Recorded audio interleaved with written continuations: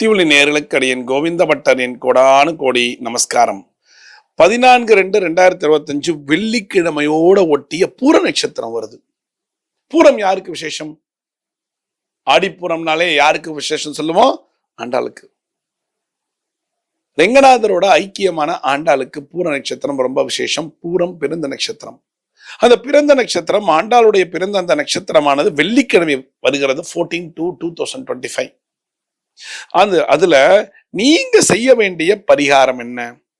எங்க வீட்டு குழந்தைக்கு கல்யாண தடை இருக்கு, எங்க வீட்டு பையனுக்கு கல்யாண தடை இருக்கு, கல்யாணம் நடக்கவே மாட்டேங்கிறது, எங்க வீட்டு பொண்ணுக்கு கல்யாண தடை இருக்கு, கல்யாணம் பார்த்துட்டு போறா ஆனா பதில் சொல்ல மாட்டேங்கிறா, என்னன்னு தெரியல இருக்கா?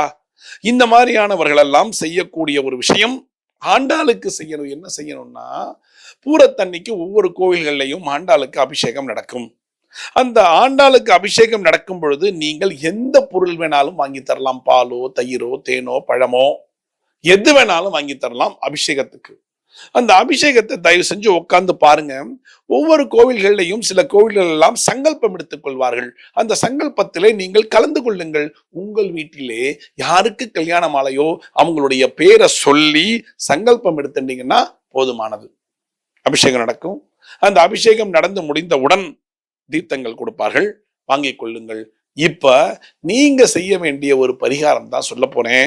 அந்த ஆண்டாளுடைய அலங்காரத்திற்கு ரோஸ் மாலை, அதாவது பன்னீர் ரோஸ் சொல்லுவாங்க இல்லையா, அந்த பன்னீர் ரோஸால் செய்யப்பட்ட அந்த மாலையை வாங்கி உங்கள் வீட்டிலே யாருக்காவது கல்யாணம் ஆகலைன்னா அவங்களுடைய பெயரை சொல்லி அதை ஆண்டாளுக்கு சாற்றணும். இன்று சாற்றினால் போதும்.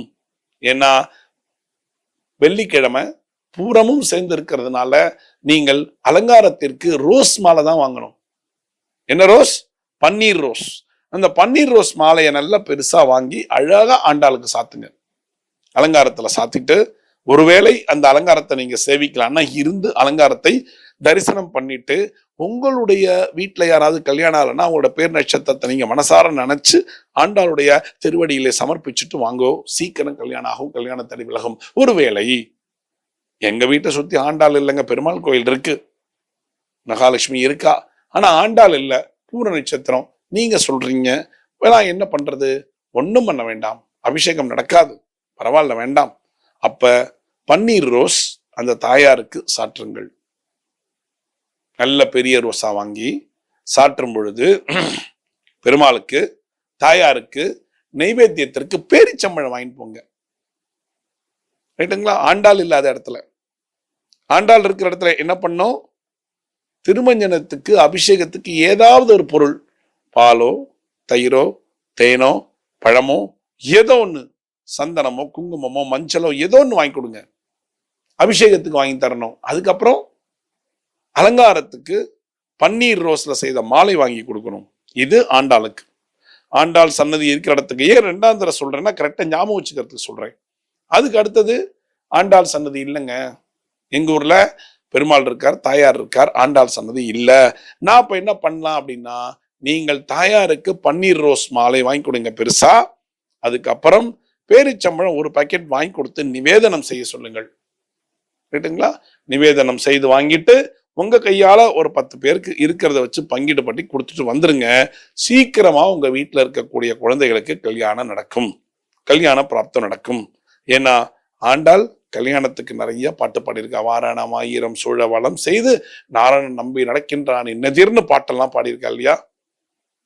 அதனால ஆண்டாள மனசார தொழுதுட்டா அவ சீக்கிரமா கல்யாணத்துக்கு ஆசீர்வதிப்பாங்கிறது தான் நிதர்சனமான உண்மை. அப்ப இந்த மகாலட்சுமிக்கு மாலையை சாத்திட்டு ஒன்னே ஒண்ணு செய்யுங்களேன். மாலையை சாத்தியாச்சா, மனசார ஆண்டாள வேண்டிக்குங்க. அப்பா, மகாலட்சுமி சன்னதியில போய் ஆண்டாள வேண்டிக்கலாமா? ஏன் தப்பு? வேண்டிக்க கூடாதா? எல்லாம் ஒரே ஒண்ணுதானே, வேற வேற அவதாரம் தானே. அப்ப என்ன பண்ணும்? கை கூப்பி மகாலட்சுமி தாயாரையும் வேண்டிக்கோங்க, ஒரு பக்கம் ஆண்டாளையும் வேண்டிக்கோங்க. பா, ரொம்ப நாளாச்சுப்பா, கல்யாணத்துக்கு பார்த்து பார்த்து அழுத்து போயிட்டேன், இன்னும் கொஞ்ச நாள் போனா என்னோட பையனோ பொண்ணோ கல்யாணம் வேணாம், நான் இப்படியே இருந்துருவேன்னு சொல்லிடுவாங்க போல இருக்கு, பயமா இருக்கு, கல்யாணம் ஆல, சீக்கிரம் அந்த கல்யாண பிராப்தத்தை ஏற்படுத்தி கொடு மனசால வேண்டிக்கணும். வெறும்ன மாலை போட்டு அல்லாம பார்த்துப்பா, என்ன வேண்டுதலோ அத மகாலட்சுமியுடைய காலடியில சமர்ப்பிக்கணும். இந்த பக்கம் வந்தா ஆண்டாளுடைய காலடியில சமர்ப்பிக்கணும். சமர்ப்பிச்சுட்டா உங்க வீட்டு குழந்தைகளுக்கு கல்யாண பிராப்தம் உடனே கிடைக்கும். ஆனா நம்பி செஞ்சா போதும். கடவுள் என்ன கேட்கிறார்? என்ன முழுசா நம்பு, நான் உனக்கு செஞ்சு கொடுத்துட்றேன். அதுக்கான வழிவகைகளை நான் ஏற்படுத்தி தரேன்னு சொல்லுகிறார். அதனால மனசார வேண்டிக்கோங்க, அருமையா உங்களுக்கு கிடைக்கும். எது? வரன் கிடைக்கும், நல்ல இடமா கிடைக்கும். அருமையான ஒரு வரன் கிடைச்சு உங்க குழந்தை நல்லா கல்யாணம் பண்ணிட்டு நல்லா வாழ்வா. அதுக்கான கடாட்சங்களை மகாலட்சுமி ஆண்டாளும் கொடுக்க தயாரா இருக்காங்க. பண்றீங்களா? சின்ன பரிகாரம் தான், பெருசாலாம் கிடையாது. பெரிய செலவே வேணாம். இந்த சின்ன செலவுலயே கடவுள் என்ன கேட்கிறாரு தெரியுமா? எனக்கு சக்கரை பொங்கல் தான் பண்ணணும், கிடையவே கிடையாது. மனசார 2 வாழைப்பழத்தை வச்சா போதுமானது. ஒண்ணுமே இல்லையா, துளசிய கொண்டு வந்து வை, நான் உனக்கு தரேங்கிறார். அதனால நம்ம கைக்கு ஏத்த மாதிரி பண்ணலாம். அதுக்காக தான் உங்களுக்கு சின்ன சின்ன பரிகாரமா சொல்றேன். இதை செய்யுங்க. உங்க வீட்டு குழந்தைகளுக்கு கல்யாண பிராப்தத்தை ஏற்படுத்தி கொள்ளுங்கள். மீண்டும் ஒரு சாஸ்திர சம்பிரதாயத்தில் நான் உங்களை சந்திக்கிறேன். பக்தி ஒளி நேயர்களுக்கு அடியேன் கோவிந்த பட்டரின் கோடானு கோடி நன்றிகள்.